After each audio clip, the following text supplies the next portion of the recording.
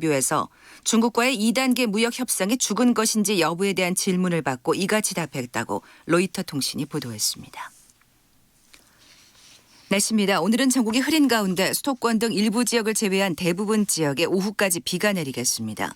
오늘 밤까지 남부지방에는 5에서 30mm의 비가 내리겠고 강원 영서와 충부 일부 지역에도 5에서 20mm의 소나기가 예보됐습니다. 제주도 등지에도 5mm 안팎의 비가 내리겠습니다. 내일은 전국이 대체로 맑겠습니다. 서울지방 현재 기온 28도입니다. 아나운서 홍소연입니다. KBS.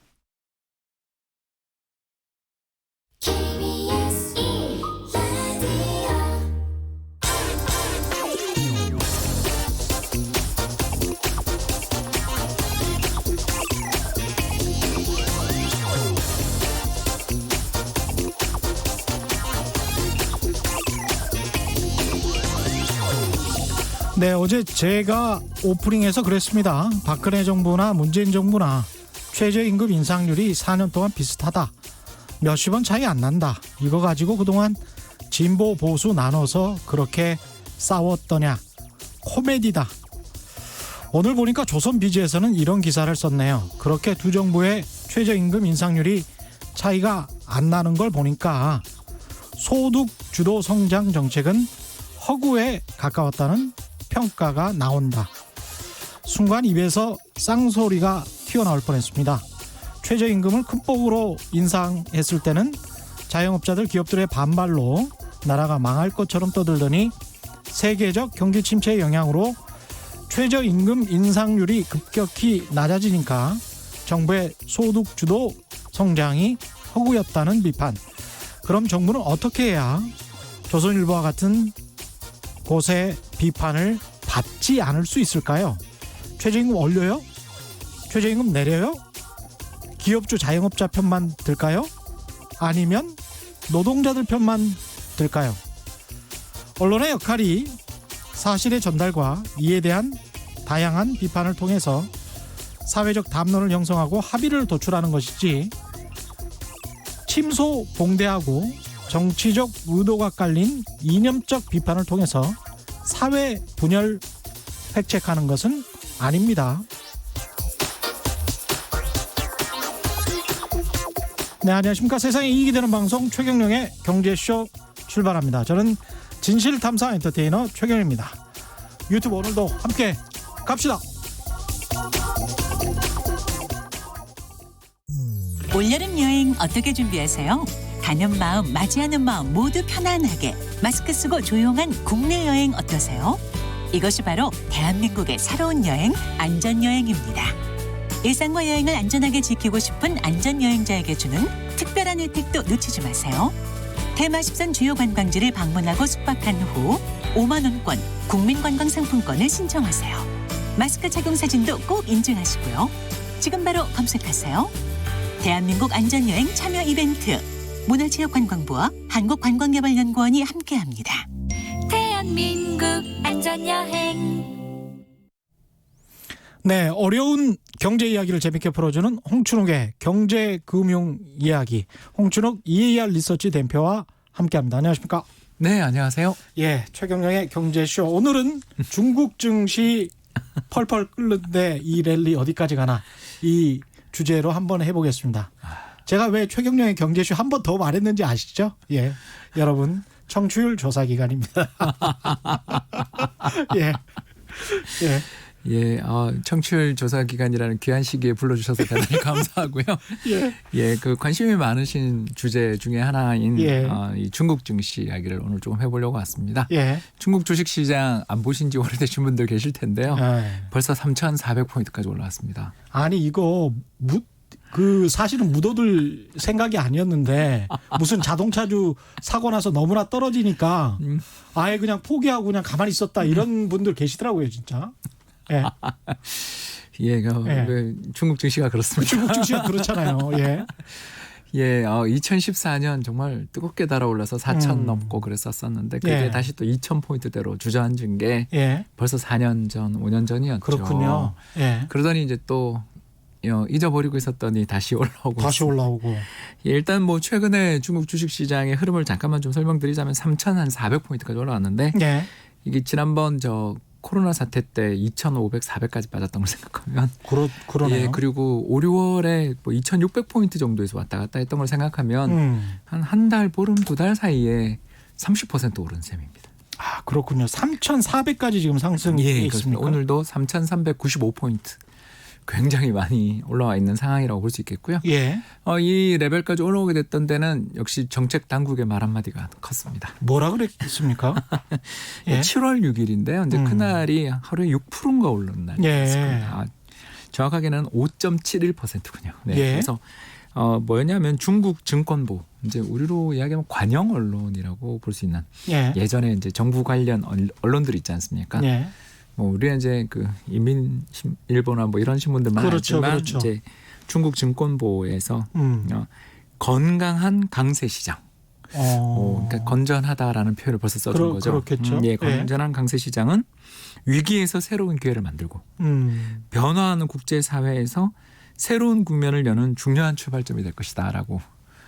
아, 증시의 강세를 정부에서 약간 좀 부추기는. 용인하는 듯한. 예. 물론 그러고 어제는 또 다른 이야기를 했습니다만 예. 상당히 강한 어조죠. 이게 왜냐하면 건강한 강세 시장이다. 그렇죠. 주가가 바닥에서 한 30% 올랐는데 이걸 건강하다라는 표현을 썼다라는 건 일단 예.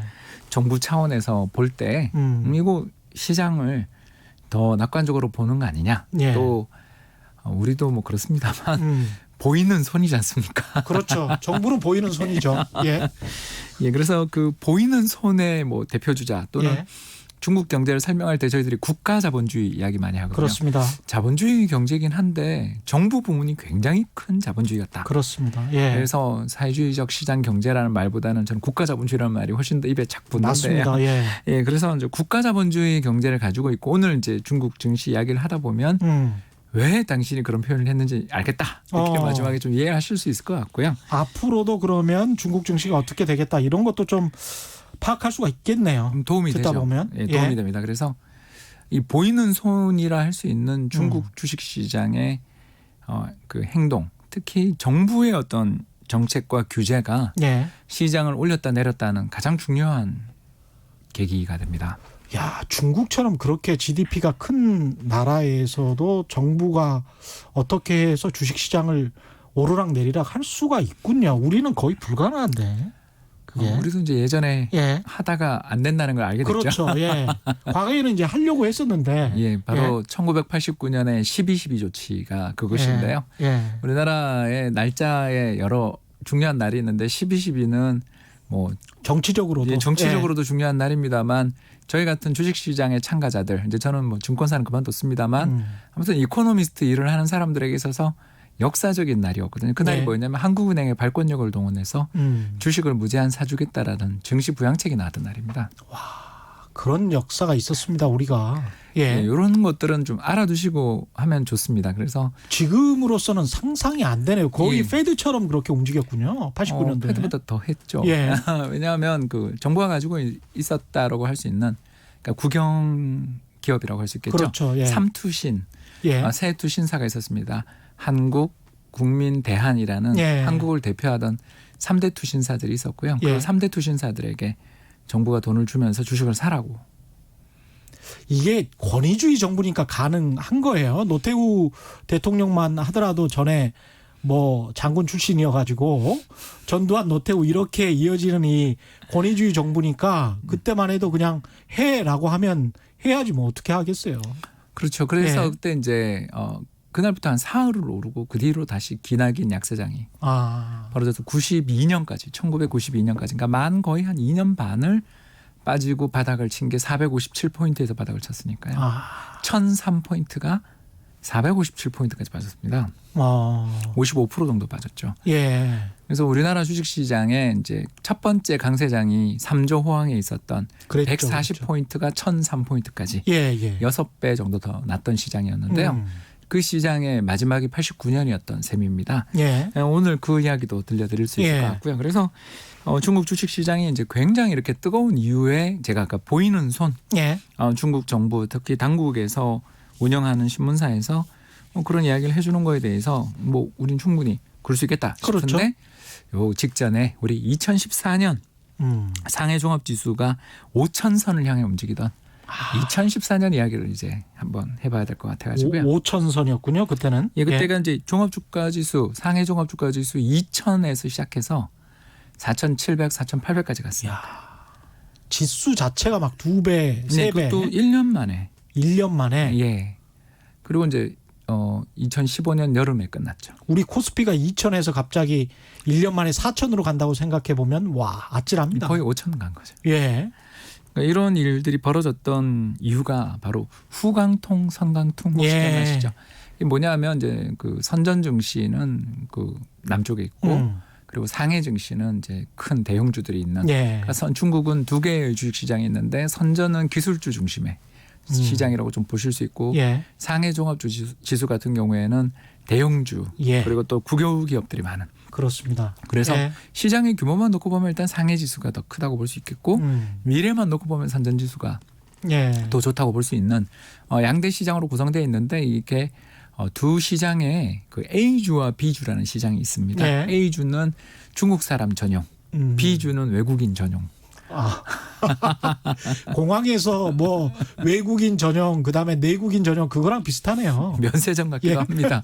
예, 그랬었는데 이제 그 주식들 중에 A주를 예. 홍콩에서 거래를 시켜주는. 그래서 이제 통, 예. 선강통, 후강통이라는 게 예. 통할 통자입니다. 그러네요. 그래서 예. 주식 시장에 대한 일종의 좀 시장 개방 정책의 성격을 띄었고요. 그렇습니다. 이 예. 이후 우리 주식 시장이 좀 힘들어졌죠. 왜 그러냐면 MSCI라고 들어보셨죠. 그래서 미국에서 지수를 만드는 주가 지수를 만드는데 제가 이제 예를 들어서 예. 미국에 있는 헤지펀드 매니저입니다. 그렇죠. 제가 헤지펀드 매니저인데 한국 지수뿐만 아니라 아시아 태평양 지역에 있는 시장에 투자를 하고 있는 펀드 매니저인데 헤지펀드 매니저인데 제가 어느 날 예. 20% 성과가 났어요. 어떤 해. 예. 그러면 이건 굉장히 헤지펀드 매니저들한테 중요한 게 왜냐하면 핵심이 되는 그 시장 전체 지수보다 제가 수익이 조금이라도 더 나면 저한테 어마어마한 인센티브가 예. 바로 2-20 룰이라는 것이 그건데요. 2-20 룰이 맞습니다. 그죠? 예. 그래서 1년에 2% 유지 관리 수수료 그리고 시장 대비 초과 성과가 나면 거기에 20%가 제 보너스입니다. 엄청나군요. 야. 그래서 엄청난 보너스를 받을 수 있겠습니다. 그러면. 그 이제 예. 2008년 글로벌 금융위기가 사실 이 보너스 시스템 때문에 났다라고 할 수 있겠죠. 그렇죠. 그런 이야기도 다음 기회에 있었습니다. 다음 기회에 하고요. 아무튼 핵심은 이런 어마어마한 보너스가 걸려 있다 보니까 지수를 코스피 지수든 뭐 코스닥 지수를 이기는 게 되게 중요하잖아요. 예. 그러다 보니까 이제 아시아 태평양 지역 지수 만들면 한국이 가장 시장도 크고 개방돼 있으니까 한국 30%. 예. 그다음이 홍콩 개방돼 있으니까 20%. 뭐 이런 식으로 그다음 대만 이런 식으로 짜줬을 거 아닙니까? 배분을 해놨겠죠. 네, 근데 이제 거기서 갑자기 상해가 선전이 저희 시장 개방했습니다. 저희도 인덱스에 넣어주세요. 근데 막 중국이 뜨는 시장이야. 그러니까 그쪽으로 이제 가야지. 그래서 한국에서 비중을 줄이고 중국 시장으로 돈이 몰려들기 시작한 거죠. 참 그렇죠. 이게 여기에 지금 그 여기에 전병서 소장님은 모진놈 옆에 있다가 뭐 이런 표현을 하시던데 그러니까 모진놈이 중국인 거죠. 그러니까 모진놈 옆에 있는 사람이 뭐 어떻게 된다 뭐 이런 건데 한국이 그렇게 해서 굉장히 좀 곤혹스러운 처지에 놓여 있다. 예. 우리가 황사불 때 했던 이야기를 그렇군요. 고비 사막 우리 예. 항상 오르도스 이야기를 할 때 거기서 나오는데요. 조금 이야기를 더 하자면 여기에 특히 또 하나의 호재가 있었던 게 위엔화 강세였습니다. 달러에 대한 위엔화 환율이 6위엔까지 그때 떨어졌었죠. 예. 그러니까 1달러에 대한 위엔화 환율이 7위엔, 8위엔에 있던 게 6위엔까지 떨어지면 달러가 위엔화 대비 약세잖아요. 그렇죠. 그리고 위엔화는 거꾸로 가만히 강세죠. 있어도 강세가 예. 되겠죠. 그러니까 위엔화 자산에 투자를 하는 순간 달러로 표시된 인덱스에서의 수익률은 더 높아지겠죠. 그렇습니다. 그러니까 이런 두 가지의 효과가 발생했던 겁니다. 그러니까 첫 번째는 정부가 개혁 개방 정책을 펼쳐주니까 야 이거 이제 드디어 되는구나. 예. 두 번째는 정부가 뭐 다 정부네요. 예. 정부가 위엔화의 절상 예. 또는 뭐 위엔화 강세, 예. 달러 약세를 만들어주는 분위기가 조성되니까 어마어마한 투자 자금이 들어갔습니다. 이제 주가 상승으로 먹고 환율 상승으로 먹고. 예, 그러나 이제 2015년 8월 19일 며칠 안 남았네요. 예. 저 잊을 수가 없는. 제가 이제 모 기관에서 매니저 할 때 일요일 출근을 시켰던 그날입니다. 예. 휴일이었는데 예. 갑자기 정부가 발표를 했죠. 중국 정부가 위엔화 상향 조정 발표를 했습니다. 그러니까 왜 그랬을까 이렇게 이제 생각해 보면 첫 번째 너무 많이 올라서 예. 주식시장이 예. 거품이 강하게 형성된 것이 아닌가. 어. 그렇게 말씀을 좀 드릴 수 있는데 예. 왜 그러냐 하면 그때 당시 그 상해에서만 이루어졌던 레버리지 거래. 이제 주식시장 이야기할 때 제가 지난 3월에 주가 폭락할 때 왜 이렇게 많이 빠지나요? 이렇게 물었을 때 돈을 빌려서 주식 투자하시던 분들이 청산당하셨습니다라고 그렇죠. 제가 말씀드리는 거 예. 기억나실지 모르겠습니다. 그게 이제 그때 중국에 있었던 겁니다. 그래서 중국 사람들 중에서 개인 투자자가 중국 주식시장에서 레버리지 돈을 빌려서 투자한 게 얼마였냐면 3조 위엔 가까이. 3조 위엔? 네. 우리 돈으로 그러면 그러니까 얼마죠? 160배 곱하면 와, 그러면 500조 원 정도 되는 건가요? 근데 그게 네. 2015년 연말이 되면 거의 0이 됩니다. 0원이 된다고요? 그게? 거의 그 통계를 보면. 레버리지를 동원했기 때문에. 그러니까 그 동원해서 차입해서 투자했던 돈이 우리 돈 4,500조가 됐다가 예. 그 잔액이 30조, 40조까지 떨어지는 일이. 그렇군요. 그러니까 거대한 산을 만들죠. 어. 그러니까 이만큼 무서운 돈의 힘이 생겼던 겁니다. 그러니까 예를 들어서 이제 제가 그냥 비유하겠습니다. 예. 편하게 하겠습니다. 내가 1,000만 원을 가지고 제가 주식 투자를 시작했는데 주식이 아무래도 오를 것 같아요. 정부도 우호적인 이야기를 해주고 외국인도 들어온대요. 예. 좋잖아요. 예. 그래서 제가 뭐 금융기관을 가고 증권사를 가서 예. 1,000만 원을 담보로 4,000만 원을 빌렸습니다. 1,000만 원을 담보로 4,000만 원을 빌려 4배. 예, 4배죠. 예. 레버리지 이제 한다는 게 이런 겁니다. 와. 그러면 총 투자액이 5천만 원 되죠. 예. 자, 그런데 역시 제가 타이밍이 좋았어요. 20% 올랐습니다. 자, 그럼 그러면 어떻게 되죠?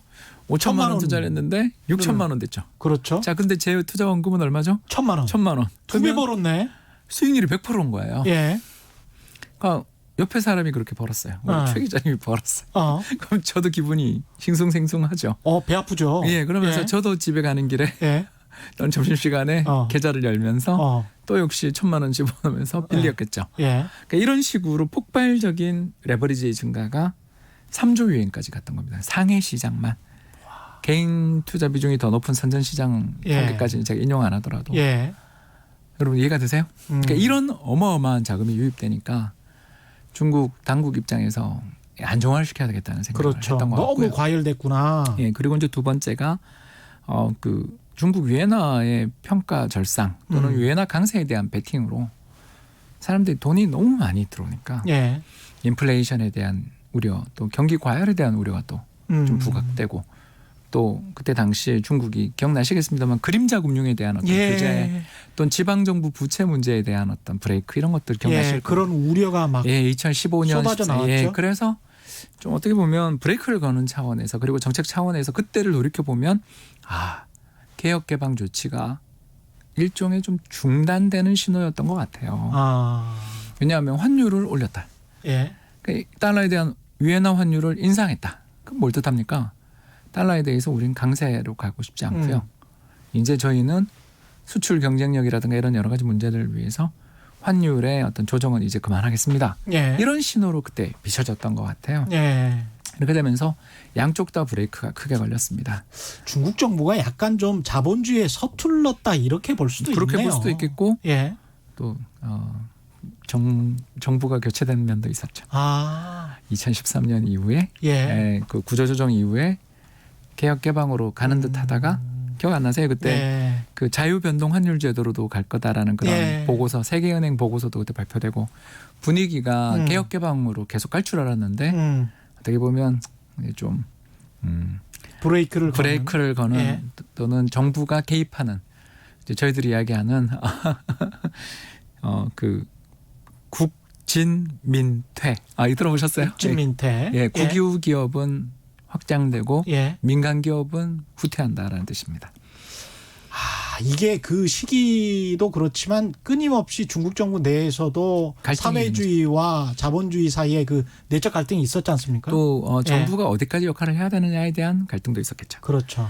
그래서 후진타오 정부는 돌이켜 보면 그래도 좀 물론 이제 사스 이후에 그 차이나 쇼크 때라든가 2004년이죠. 좀 어떤 규제 정책들을 발표하긴 했지만 전반적으로는 개방 쪽으로 좀 가는 덩샤오핑 이후에 개혁 개방 노선이었다고 본다면 79년 이후에 예, 그리고 이제 지금은 2012, 13년을 전후해서 일본과의 어떤 갈등 예. 이후에 좀 이렇게 다른 주변 나라들과 갈등들이 부각되는 2013년인가 시진핑이 사회주의 자본주의는 망할 수밖에 없고 사회주의는 살아남을 수밖에 없다 이런 말을 했었거든요. 이게 뭐 막스가 했던 이야기죠. 예. 1840년에 했던 이야기를 다시 이제 거의 한 170년 지나서 되살린 거고요. 뭐 그거야 노선이니까. 그렇죠. 저희는 네. 뭐 그거에 대해서는 별로 뭐 그럴 수도 이런 말은 할 수 있는데 그게 이제 지나고 생각해 보니 어떤 개혁의 시장의 개방과 개혁의 노선을 가는 거에 대한 좀 문제 제기의 성격이었을 수도 있다라는 거죠. 그렇습니다. 예. 예, 그래서 이제 2015년 주가의 대폭락이 시작됐습니다. 8월부터 폭락이 시작돼서 얼마까지 빠졌냐면 3천이 깨졌어. 4,700까지 예. 올라갔다가 그 과정에서 블룸버그의 뉴스를 보니까 그때 발생했던 손실 규모가 5조 달러. 5조 달러. 예. 예. 그러니까 우리 돈으로 6천조 원 정도. 6천조 원. 예. 우리나라 1년 GDP가 2천조 원이니까요. 예. 한국의 3년치 GDP가 주식시장에서 허공으로 사라진 셈이 됐습니다. 6천조 원. 예. 예. 그래서 중국 경제 성장률이 그 뒤 왜 이렇게 둔화됐나? 요새 뭐 6%도 안 되고 막 그랬었잖아요. 그렇죠. 예. 예. 우리 뭐 바오파 이러면서 8%를 막을 거다 막 이런 그렇죠. 이야기 그렇죠. 했었는데 예. 언제는 6%도 못 막고 올해는 이제 뭐 플러스 성장하면 다행인 해가 됐는데 올해야 그렇습니다. 뭐 그렇다 치고 코로나 쇼크 때문에 예. 그렇다 치더라도 그 이전부터 왜 성장률이 이렇게 둔화됐냐를 물어보면 첫 번째는 미국과 중국 간의 무역 분쟁을 이야기할 수 있겠지만 그 전부터 이미 성장률은 둔화됐다. 그렇다는 건 결국 여기서 자산 시장에서 어마어마한 손실이 발생했던 것들이 문제가 된 측면이 좀 있지 않았냐라는 걸 우리가 이야기를 할 수 있는 거고요. 그러네요. 예. 자, 그러면 이제 한 발 더 나가봐야죠. 뭐 아무리 근데 중국 정부가 그렇게 했더라도 시장이 이렇게 한 방에 무너지는 게 말이 되냐라는 질문을 이제 또 해보시죠. 할 수 있죠. 예. 뭐 왜냐하면 싸면 사면 되잖아요. 그렇죠. 싸면. 예. 싸다고 예. 판단하면 또 사면 되죠. 우리가 예. 지금 올해가 우리 그 한국 주식 시장을 생각해 보십시오. 예. 코로나 사태로 인해서 성장률 급감하고 주가가 1,400포인트가 장중에 깨졌잖아요.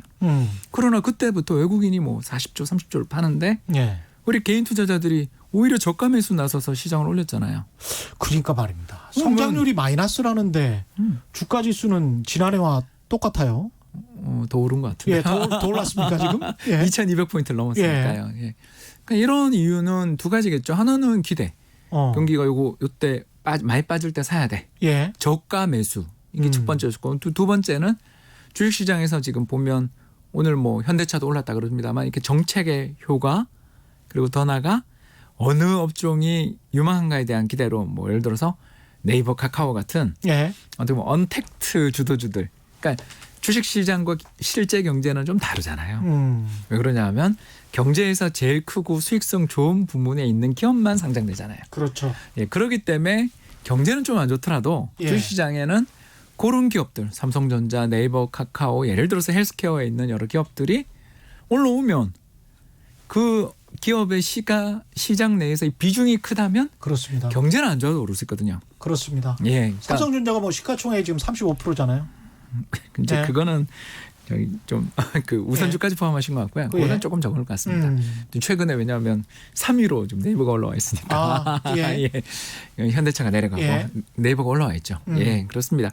아무튼 뭐 몇 등이냐가 중요한 게 아니라 그 새로운 경제에서 성장하는 부분이 빠르게 성장하고 거기에 대한 기대가 크다면 시장에 상장된 종목들 내에서는 희비가 엇갈릴 수 있어도 예. 주가는 오를 수 있는 거잖아요. 그렇죠.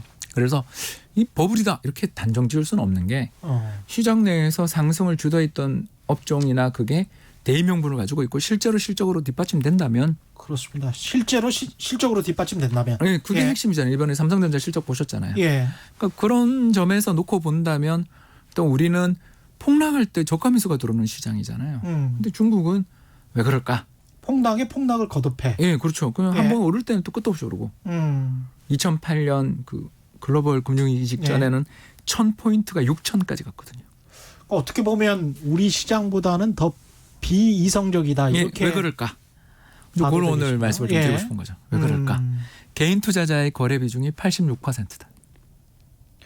개인 투자자의 비중이 86%다. 개인 투자자는 비이성적 중국의 그렇다기보다 예. 자본주의 역사가 우리보다 짧잖아요. 아, 예. 그리고 시장에 본격적인 투자가 이루어진 건 아까 말씀드린 2008년 그 베이징 올림픽을 전후한 강세장에 대부분의 개인 투자자들이 뛰어들었을 텐데 이제 10년, 12년 남짓한 시기에 투자를 하고 있는 거죠. 그러니 장기 투자에 대한 관점도 일단 좀 약한 편이고. 예. 그리고 더 나가서 외국인 투자자나 우리는 연기금이라든가 기관 투자자의 대주주들이 거래를 많이 하기 때문에 우리는 그러지 않잖아요.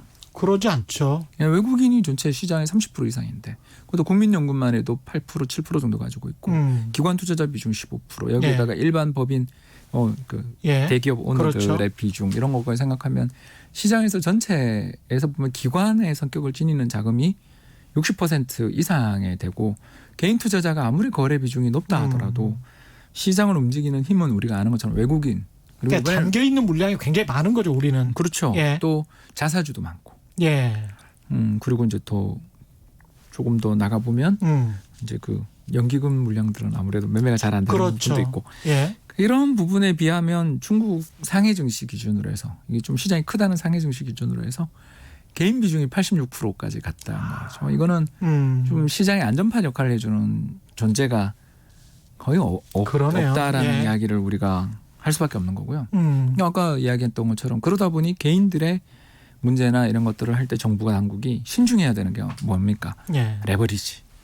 돈을 지렛대 효과라고 그러죠. 그죠? 예. 아까 우리 했던 이야기로 다시 돌아가서 1,000만 원 빌려 죄송합니다. 1,000만 원 투자하면서 4천만 원 빌렸잖아요. 예. 기억나시죠? 그래서 전체 투자 금액이 5천이었는데 오를 땐 좋았죠. 자, 근데 빠진다면 20%만 빠져서 4천만 원 되면 이분 투자 원금 1,000만 원은 허공으로 사라지는 거잖아요. 그렇죠. 그러니까 돈을 4배를 빌려서 했기 때문에 주가가 조금만 빠져도 이 사람의 손실은 극대화됩니다. 그러다 보니 손절의 손절을 저희들이 이제 이야기하는 그렇죠. 예. 마진 콜이라는 걸 받게 되는 거죠. 마진콜을 당하게 되는 네, 거죠. 전화가 예. 옵니다. 추가적인 증거금을 말이 어렵지만 돈을 더 넣지 않으면 내일 당신의 계좌로부터 내가 자동으로 돈을 빼겠다. 즉 투자해줬던 돈들을 빼겠다. 그게 마진콜입니다. 야, 그런 전화나 문자를 받으면 정말 섬뜩하겠습니다. 인생이 무너지죠. 정말. 예. 예, 저는 증권사도 좀 있어서 예. 이런 사례들이 꽤 많습니다. 한국이 이렇게 그래도 우리 나름- 개인 투자자들도 예, 그렇습니다. 예. 좀 잘 제도가 정비되어 있는 나라인데도 돈을 빌려서 투자하신 분들이 주변에 참 많고 왜냐하면 지렛대 효과로 오를 때 수익을 극대화할 수 있고 예. 빠지기 전에 내가 빠져나가면 돼라는 그런 생각들을 하잖아요. 근데 언뜻 들은 생각에 부동산 대출 규제하는 것처럼 주식 담보 대출 규제는 왜 합니다. 합니까? 예, 미국 같은 경우는 다 합니다. 선진국들은 다 제도가 있습니다. 그래서 가장 대표적인 걸 제가 하나만 이야기하면 예. 2000년 벌써 20년 전인데요. 예. 2000년 5월 미국의 나스닥 지수가 5,300포인트, 5,200포인트까지 갔었습니다. 그게 불과 5년 전에 1,000포인트가 그렇게 올랐거든요. 예. 1,000포인트가 5년 만에 5배 오른 겁니다. 그렇죠. 그때 그린스판 의장이 연준이 했습니다. 예, 주식 담보 거래에 관련돼 있는 마진 트레이딩이라고 부르죠. 그렇죠. 이 마진 트레이딩에 대한 한도 규제 이런 것들을 꽤 도입하고 생각해 보니까 우리도 무슨 기업에 따라서 40%만 대출할 수 있어요. 이런 게 있군요. 네, 그렇습니다. 예, 그 종목별로 예, 종목별로 나뉘어져 있죠. 네, 이제 예. 우리나라는 근데 아시는 것처럼 신용 대출도 많이 할 수 있고. 그 주식을 담보로 그뿐만 아니라 예. 그 어떻게 해요? 인터넷 은행이나 이런 데 가셔서 마이너스 통장 저축은행 가서 이런 걸 그러니까 우리는 저축은행 가서 한국은 굉장히 돈을 빌리기 쉬운 나라잖아요. 그러니까 신용도가 좋은 개인의 입장에서 자산을 가지고 계신 분들은 예. 굉장히 돈을 쉽게 빌릴 수 있는 나라니까 이 모든 걸 다 규제할 수는 없는데 일단 그렇죠. 선진국들 같은 경우에 특히 그 1980년 금과 은 시장 붕괴는 또 그때 당시에 볼커 연준의장의 주식 선물 거래와 금 선물 거래 한도 규제로 시장의 붕괴가 촉발된 바 있습니다. 그래서 역사적인 그 자산 시장의 버블이 붕괴될 때 항상 중앙은행들이 금리를 인상하거나 증거금 규제를 합니다. 아까 이야기했던 것처럼 예. 예전에 제가 이제 4천만 원 빌렸다면 음. 이제 1,000만 원밖에 못 빌리고 나머지 당신 빌린 3천만 원 지금 빨리 파세요. 라는 규제를 할 수 있습니다. 참 저는 가장 걱정되는 게 주택담보대출이나 상업용 건물에서 갑자기 이런 규제를 해야 될 상황으로 몰리잖아요. 중앙은행이 그 세계 경제의 흐름 때문에 그럴 때 한국 경제가 어떻게 될까 그게 가장 걱정스럽더라고요. 최 그런 무서운 이야기를 일단 예. 뭐 저희는 나중에. 오늘 예. 중국 주식시장이라는 중국 주식시장. 약간 예. 바다 건너 이야기로 예. 편하게 하시죠. 예. 이런 사례에서 보는 것처럼 예. 증거금 규제나 이런 것들이 벌어지게 되면 시장이 순식간에 얼어붙게 된다라는 거고요. 그렇죠. 그래서 돈을 빌려 투자를 하게 되는 경우에 이제 이 문제가 생긴다라는 게 중국 증시 첫 번째 문제라면 두 번째 문제가 더 사실 제가 봐서는 훨씬 더 중국의 앞으로 문제가 될 것 같습니다. 두 번째 문제는 뭔가요? 바로 주식시장을 일종의 현금 인출기처럼 생각한다는 겁니다. 누가? 예, 대주주들이. 대주주들이. 네, 이게 제일 문제 같습니다. 우리도 이랬습니다. 1980년대 말 예. 12.12 조치에도 불구하고 왜 우리나라 1989년 12.12 조치 아까 이야기했던 것처럼 중앙은행의 발권력을 동원한 주식 매수에도 불구하고 시장이 왜 그 뒤 3년이나 붕괴됐습니까? 예. 그게 궁금하시잖아요. 그게 왜 그랬냐면 국민주 때문에 그랬습니다. 포스코, 예. 한국전력을 비롯한 KT 뭐 이런 거요? KT는 그 뒤에. 예. 예, 그래서 2000년에. 그래서 그 주식시장이 급등할 때마다 항상 정부가 가지고 있는 물량이 쏟아집니다. 그리고 그때 예. 물량이 얼마였냐면 주식시장 시가총액의 20%가 한 해에 쏟아졌습니다. 떨어질 수밖에 없네. 예, 그러니까 팔자가 20% 늘은 겁니다. 예. 그러니까 전체 주식시장의 공급 물량이 갑자기 공급이 늘어버리는 거예요. 그렇습니다. 예. 제가 뭐 늘 이야기하잖아요. 어떤 시장이라는 걸 그 감정의 논리로 보지 말고 수요와 공급으로 보면 굉장히 잘 해결이 되는 경우가 많다. 그렇죠. 주택 가격이 왜 그렇게 계속 오릅니까? 이렇게 물으면 그 우리나라의 예. 그 가점제의 혜택을 받지 못하는 주택 시장에서 가점제 또는 추첨제가 있다는 거 아시죠? 그래서 대형 평형은 추첨제, 소형 평형은 가점제잖아요. 청약 가점제잖아요. 예. 그런데 소득은 되는데 가점이 도저히 안 되시는 30대들이 최근에 주택 시장에서의 가장 적극적인 순매수 세력이다. 예. 이런 이야기 들었잖아요. 예. 그러니까 그게 그분들의 눈높이에 맞는 어떤 저주택들의 신축 공급이 부족한 상황에서 결국 청무피사 그러잖아요. 청약은 무슨 피 주고 사지. 그 피라는 게 바로 프리미엄이라는 뜻입니다. 그러니까 그런 식으로 그게 뭐라고요? 청무피사라고 합니다. 청무피사. 이게 공중파에서 이런 이야기 해도 되는지 모르겠습니다. 사자성어인 줄 알았어요. 예, 청무피사라고 합니다. 청약은 예. 무슨 피 주고 사지. 아. 그래서 피라는 것은 여기서 이제 프리미엄의 약자. 예. 그래서 한마디로 말해서 그냥 신축 주택 그냥 더 웃돈을 주고 사면 샀지. 청약은 도저히 못 기다리겠다. 왜냐하면 공급 물량이 적으니까. 예. 그리고 또 가점제 때문에 도저히 뭐 20년 기다려야 되니까. 그러니까 그런 식으로 우리가 생각할 수 있다라는 거죠. 반대로 중국 주식시장 그리고 89년에 한국 주식시장은 주가가 오르기만 하면 대주주들이 물량을 내놓는 겁니다. 계속 공급을 해버리는구나. 네, 예. 그렇습니다. 그래서 놀랍게도 2015-16년 피크에 도달했을 때 예. 1년 동안에 12개월 누적된 주식 공급 물량이 상해 시장에서 얼마까지 갔냐면 16%까지 갔대요. 우리랑 비슷했구나. 이게 89년 우리랑 비슷했네요. 2008년에는 9%.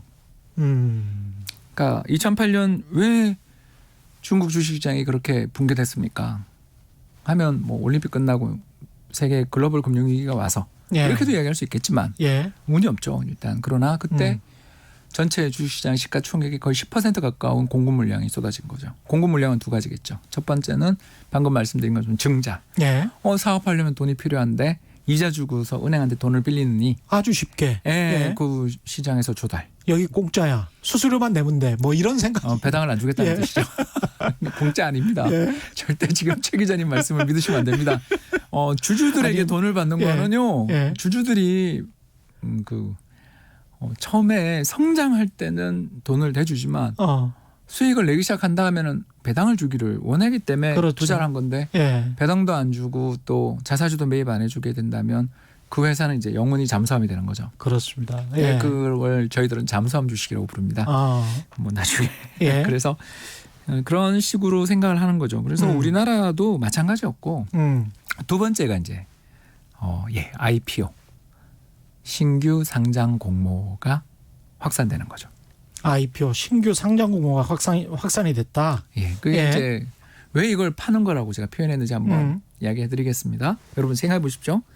굉장히 좋은 회사가 있습니다. 굉장히 좋은 회사가 있는데 이 회사의 투자 자금은 누가 되냐면 대기업의 오너나 또는 벤처 캐피탈이나 아니면 뭐 창업하신 분들 다른 분들의 친구분들이 됐습니다. 자, 그리고 그 회사가 장외 시장에서 잘 성장해서 시장에 전부 다 이름을 알릴 정도의 기업이 되고 또 그 어려운 상장 공모의 조건을 충족시켜서 시장에 딱 나와서 팝니다. 뭐죠? IPO죠. 자, 그런데 여러분 좋은 가격에 팔겠죠. 누구? 대주주 입장에서. 그렇습니다. 예. 대주주 입장에서 좋은 가격에 팔겠죠. 그렇지 않다면 상장을 안 하고 기다리면 됩니다. 좋은 가격이 올 때까지. 예.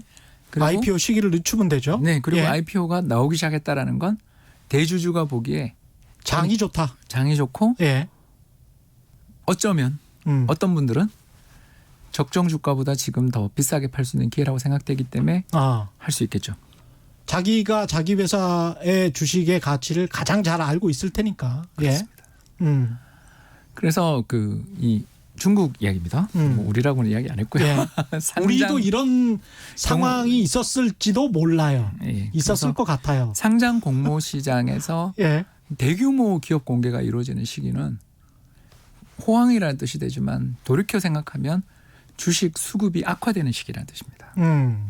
그게 바로 중국 주식시장의 두 번째 문제입니다. 그래서 2008년에는 뭐였냐면 비유통 주식 들어보셨는지 모르겠습니다. 비유통 주식. 예, 그러니까 정부가 소유하고 있는 주식인데 주식시장이 발전될 때까지 안 내놓겠어요 하던 물량들이죠.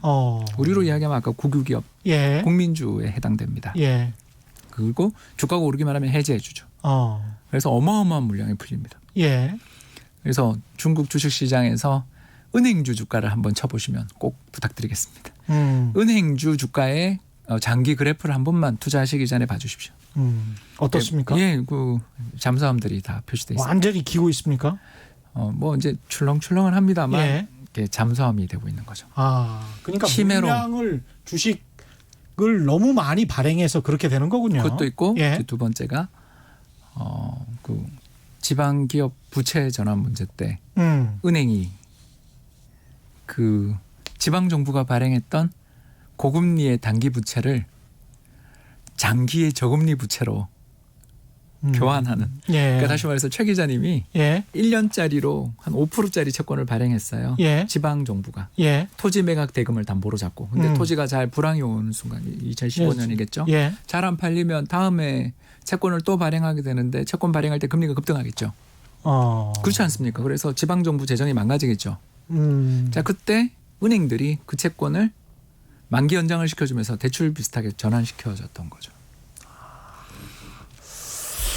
그렇구나. 그게 이제 그 국가자본주의라는 말에 담겨 있는 약간의 진실이죠. 그래서 저는 이제 모 기관에 있을 때 이런 방법이 지금 저 부동산 시장에서 논의되는 반값 아파트의 그 금융 메커니즘이랑 좀 비슷하거든요.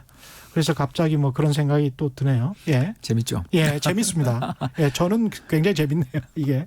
예. 그래서 뭐 중국 주식시장에 대해서 예. 그러면 이제 질문이 박사님 중국 하지 말까요? 이렇게 이야기하면 아니 그건 아닙니다라고 이야기하는 게 왜 그러냐면 중국 주식시장이 역사상 제일 지금 싸요. 역사상 제일 싸다. 지금 제일 지금 쌉니다. 3,400으로 좀 올랐어도 너무 제일 싸다는 거죠. 왜 그런가? 2008년 2008년 글로벌 금융위기 직전 중국 주식시장의 PER 주가 수익 비율이라고 합니다. 이 주가 수익 비율이 뭐냐면 기업이 벌어들인 이익을 몇 년 모아야 이 기업의 주식을 살 수 있냐. 굉장히 간명하죠. 예. 그러니까 한국은 10배. 우리는 10년을 모으면 한국 주식을 살 수 있습니다. 중국은 그때 2008년에 몇 배? 70배였습니다. 70배? 오휴. 예. 비명이 나오는 숫자죠. 70년. 예. 예, 참고로 1989년 우리 한국이 이제 12.12 예. 사태라고 하기보다는 조치라고 해야 되겠죠. 12.12 조치가 있었던 그 해에 일본 니케이 지수가 4만엔 갔었습니다. 예. 그때 일본 주식시장이 세계 넘버원, 그러니까 세계 시가총액의 40%를 점유하는 세계 최대의 시장이었던 일본 주식시장의 PR이 얼마였냐면 65배였습니다. 65배. 예. 그래서 전 세계 투자자들이 다들 그랬죠. 일본에게. 그게 비싸냐. 65배가 말이 됩니까? 하니까 일본 사람들이 그때 그랬죠. 아 우리는 세계 넘버원 국가로 지금 성장 중이고 예. 그리고 또 그 엔이 어마어마하게 강세 통화였잖아요. 그래서 전 세계에서 돈이 다 들어오고 있어서 우리는 괜찮아요. 떠오르는 태양이었죠. 예, 떠오르는 태양입니다. 예. 그래서 이 정도의 PR은 받아도 돼요. 또 반대로 2008년 베이징 올림픽에서 중국이 금메달 1위 할 때 예. 그때 중국 주식시장의 PR이 70배였습니다. 예, 그때 이제 중국에 있는 상해에 있는 증권사를 방문했을 때 똑같은 이야기를 들었습니다. 우리는 그때 이미 이제 미국은 부동산 가격이 빠지면서 붕괴 이야기가 나오던 시절이었지 않습니까? 예. 그래서 그때 그랬습니다. 미국은 이제 저 서브프라임 대출이 문제가 되면서 몰락하고 이제 중국이 세계 경제의 강자로 특히 불황에도 굴하지 않는 정부가 경기를 잘 관리해주는 나라기 때문에 예. 우리는 괜찮습니다. 그래서 우리는 비싸도 됩니다. 이런 이야기를 우리가 들었던 기억이 나는 거죠. 예. 그런데 지금 몇 배냐? 지금 지난 주말 기준으로 해서 보니까 13배, 12배. 13배, 12배. 싸네요. 이런 기준으로 보면. 예, 그리고 지금 우리가 판기업이라고 하는 것들은 어느 정도나 되나요? 한 3, 40배. 더 넘습니다. 3, 40배 더 넘습니까? 예, 거기는 뭐 100배도 속출하고 있죠. 예, 세계 최고 기업들이라고 할 수 있으니까 그렇다고 이제 저희가 치고, 예. 어떤 기업이 PER 70배, 80배, 뭐 60배를 가기 시작하면 그건 이제 정상적인 판단의 영역이 아니라 꿈의 영역이라고 저희들이 그렇죠. 부르는 거죠. 예. 그래서 미국의 판 기업들도 예. 제가 뭐 그 기업을 밸류에이션 가치 평가할 수 있는 능력은 없습니다만 굉장히 가파른 경제 성장과 이익 성장에 대한 기대를 깔고 있다라고 정도 그렇죠. 말할 수 있는 거죠. 그러나 예. 지나고 돌이켜 보면 2008년 이후 중국 경제가 수출이 급격히 감소하면서 마이너스 30%의 수출 감소를 기록하면서 예. 굉장히 어려움을 겪고 그 뒤 경기 부양하다가 또 재정 적자 문제로 고생했지 않습니까? 우리는 이런 걸 알고 있기 때문에 중국 주식 시장에 대해서 제가 드릴 수 있는 이야기는 옛날에 비해 훨씬 싸다. 예. 첫 번째. 그리고 두 번째, 이 나라는 개인 투자자 비중이 너무 많아서 우리 옛날 89년 12.12 조치 때랑 비슷해서 개인 투자자가 시장의 대부분이고 정부가 너무 주식을 팔려는 욕망이 대주주가 근데 대주주가 대부분 국영기업이니까 예. 주식을 팔려는 욕망이 굉장히 강하기 때문에 시장의 수급에 균형이 잘 안 맞는 경우에는 좀 조심할 필요가 있다라는 예. 이야기를 이제 저희가 좀 드리는 거고요. 그런 예. 면에서 보면 최근 그 마오타이라는 주식이 그렇죠. 삼성전자보다 시가총액이 더 큽니다. 그 술. 예, 예. 굉장히 독한 술이죠. 예.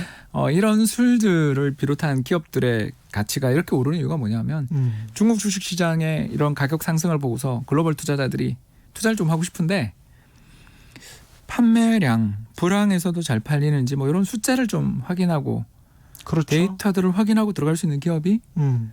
딱 봐도 마오타이는 잘 팔리는 게 보이고 그 최고 간단하겠네요. 그리고 예. 또 가짜 술이 범람할 정도로 브랜드 가치가 있으니까 그렇습니다. 그러니까 짝퉁이라고 제가 예, 짝퉁 있습니다. 마오타이 짝퉁. 예. 먹으면 머리 좀 많이 아픕니다. 예. 그런 짝퉁 술이 범람할 정도로 브랜드 가치를 가지고 있는 기업은 불황에도 강하니까 어떻게 보면 좀 대표 주자로 그렇습니다. 그러니까 우리 예. 한국을 살 때는 삼성전자를 샀던 것처럼 중국 주식을 살 때는 마오타이를 샀던 거라고 보시면 되는 거고요. 그런 면에서 놓고 보면 중국 기업들 내에서 정말 당신 실적이 좋습니까? 매출은 정말 늘어나고 있습니까? 기업 실적은 괜찮습니까? 라고 질문을 좀 던질 수 있는 그런 공부가 좀 필요하다라는 게 이제 얼마 전 있었던 제2의 스타벅스라고 불렸던 루이싱 커피 이야기를 이제 루이싱 커피. 이야기를 안 할 수가 없는 예. 거죠. 그래서 최근 미국에서 뭐 이야기하냐면 중국의 회계를 더 이상 못 믿겠다.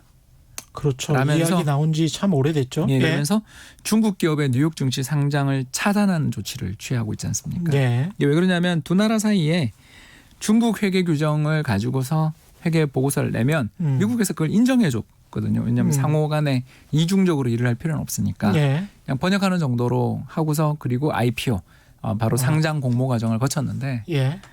이번에 뭐 유명한 사건이었지 않습니까? 매출이 허위로 조작된 게 밝혀졌고요. 또 이번에 루이싱 커피뿐만 아니라 중국의 대형 보석 업체가 대출 담보로 맡겼던 골드바가 금도금 입힌 굴이라는 스캔들이 보도되기도 했었습니다. 아니 골드바가 금 도금을 입힌 구리를 담보로 이렇게 맡겼다고요? 예, 대형 보석업체가. 대형 보석업체가? 야, 이건 정말 사기를 쳐도 좀 심하네. 이게 이제 예. 6월 30일자 그 홍콩 사우스 차이나 모닝 포스트. 예. 우리가 잘 아는 언론인데요. 영문지입니다. 뭐 예. 이런 이야기들 나오면서 그날 하루에 뭐 24% 주가 폭락하는 걸. 그것도 나스닥에 상장돼 있습니다. 나스닥 상장사가 야.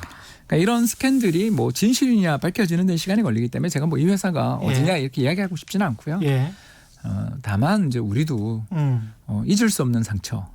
대우조선 해양 사례가 있지 않습니까? 그렇죠. 예, 그래서 정말 뭐 다른 그 조선 경쟁사들이 굉장히 힘든 시기를 보낼 때 이 회사만 2013년 뭐 실적이 잘 나오고 그래서 굉장히 좋네. 선호했고 또 예. 회사채 시장에서도 어마어마한 채권을 발행하고 인기리에 예. 소화됐었는데 안타깝게도 분식이라는 게 밝혀지면서 그렇죠. 예.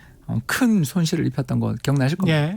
우리처럼 그래도 1980년대부터 지금까지 주식시장이 활성화된 지 40년 가까이 지금 되고 있는 시장인데도 많이 깨끗해졌다고 하는데도 이런 일들을 원천적으로 막을 수 없는데 중국 주식에 투자를 할 그 생각을 가지고 계시는 또 많은 분들이 투자를 하고 계시니까 예. 그런 분들한테 이제 두 가지 드린 거죠. 첫 번째, 저 시장이 싸다는 건 동의하기 때문에 저도 뭐 사는 거에 대해서 뭐 반대한다 이런 건 아닌데 신호를 잘 좀 보셔야 된다. 예. 어떤 신호입니까? 라고 하면 첫 번째가 중국 정부 당국이 레버리지 거래에 관련돼서 주식시장 그렇죠. 과열됐다. 차입이 너무 많다라고 경고성 발언이 나오면 그때는 괜찮은데요. 왜냐하면 그래도 더 갑니다. 예. 가는데 자꾸 이제 그 발언들이 나오기 시작하고 두 번째가 중국 주식시장의 내부자들 바로 대주주죠. 내부자들의 주식 매도에 대한 뉴스가 나오는 시기는 정말 조심해야 되는 시기. 왜냐하면 공급 물량이 쏟아질 예. 테니까.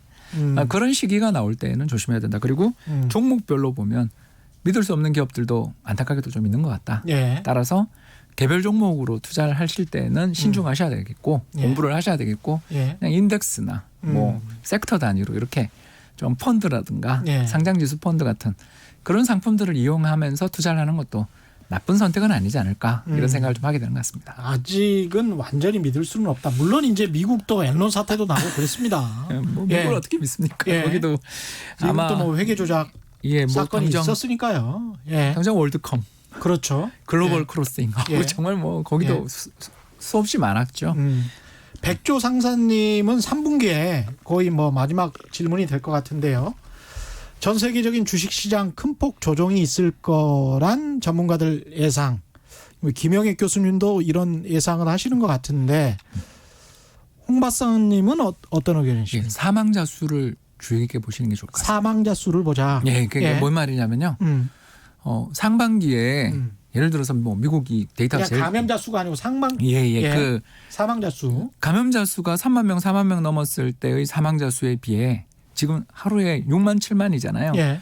두 번째 아웃브레이크가 터졌는데 사망자 수는 상반기보다 훨씬 적어요. 맞아요. 예. 그러니까 이건 뭘 뜻하냐면 예. 공포가 끝없이 확산되는 걸 이게 막아주는 거고 어떻게 보면 의료진들의 고생 노력 속에 어느 정도의 뭔가 노하우가 지금 쌓인 것 같아요. 거죠. 예. 그러니까 이렇게 되면 물론 이게 막아야죠. 마스크도 잘 쓰고 다니고 막아야 되지만 상반기는 우리가 이게 어디까지 갈지 얼마나 위험한지를 몰라서 무서웠습니다. 예. 저희들은 이제 이걸 뭘 모르는지도 모르는. 그렇죠. 그렇죠. 그게 제일 무섭거든요. 예. 깜깜절벽이 제일 무섭잖아요. 근데 지금은 어려운 푸탁의 빛이 보이기 때문에 분명 2차 감염, 특히 가을에 2차 감염으로 인한 조정의 가능성은 있다고 봅니다만 상반기 3월에 있었던 것 같은 뭘 모르는지도 모르는 깜깜절벽에 비해서 우리가 그래도 좀 아는 정보가 있을 때는 상대적으로 충격이 좀 덜할 수도 있지 않냐. 그래서 저는 조정이 있다라는 건 동의. 그럼 가능성 시장이라는 건 많이 오르면 항상 차익 실현 욕구가 있죠. 예. 다만 상반기처럼 그렇게 표현이 좀 그렇습니다만 험하게 빠질 것인가 그러지는 않지 않겠는가 생각하는 거죠. 네. 아주 재밌었습니다. 오늘 말씀 감사하고요. 지금까지 홍춘욱 EAR 리서치 대표와 함께했습니다. 고맙습니다. 감사합니다. 예, 지금까지 세상에 이익이 되는 방송 최경영의 경제쇼였습니다. 고맙습니다.